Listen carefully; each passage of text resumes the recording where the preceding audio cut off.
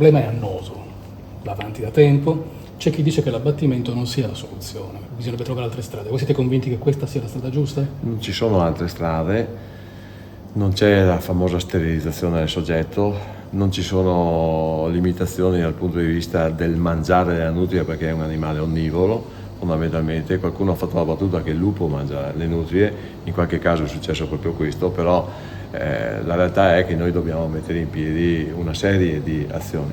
Poi succede una cosa molto brutta in Veneto in alcune realtà. Centinaia di gabbie sono state distrutte, tagliate proprio col flessibile, gabbie che sono dal punto di vista proprio legale il massimo per la cattura della nutria, e anche questo fa male perché abbiamo speso tanti soldi, abbiamo praticamente investito diverse decine di migliaia di euro, molti consorzi di bonifica hanno investito e stanno investendo tantissimi soldi, abbiamo una convenzione con loro, ma vediamo che poi alla fine il tutto viene eliminato da notti di terrorismo ecologico e ambientale. Grazie.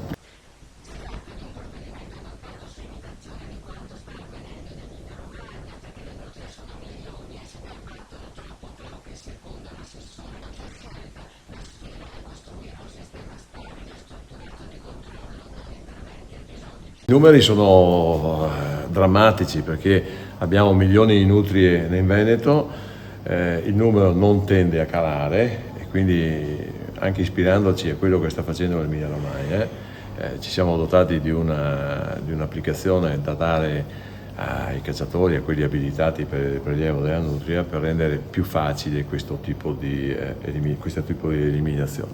L'eliminazione della nutria avviene attraverso delle gabbie, in molti casi, ma anche attraverso proprio la caccia, lo stesso abbattimento da parte dei selezionatori di questo animale. È difficile in questo momento uscire ed essere in qualche maniera protetti dal punto di vista dell'uscita e anche della garanzia legale. Dobbiamo avere una tracciabilità del soggetto che esce, un'autorizzazione da parte della Polizia Provinciale o dei Carabinieri Forestali o altri soggetti di polizia giudiziaria, e mettere al sicuro chi fa il prelievo, in qualche maniera sentirsi sicuro una volta che ha battuto la nutria di non avere problemi dal punto di vista legale.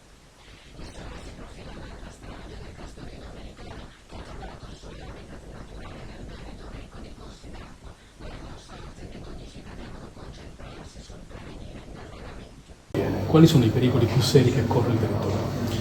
Il pericolo più serio è sicuramente quello dell'allagamento. Le buche, le tane di questi animali creano delle problematiche agli argini dal punto di vista della tenuta, e quindi durante le piene d'acqua quello che succede è allagamenti, come abbiamo già visto in altre occasioni nel nostro territorio veneto. Tutto questo accade in un territorio che già paga per la siccità, che si ripete anno dopo anno, e per gli estremi climatici dovuti ai cambiamenti. Quanto è fragile questo territorio?